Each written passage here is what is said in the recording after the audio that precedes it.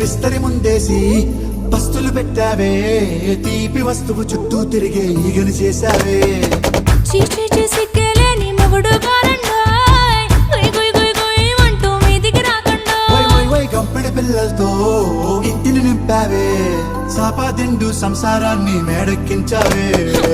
ఇరుగు పొరుగు ముందు సరసాలు కెట్టి పడుకోరే కుక్కలాగా మీ వాళ్ళు, ఏం చేస్తాం ఎక్కేస్తాం ఇట్టాగే డాబాలు.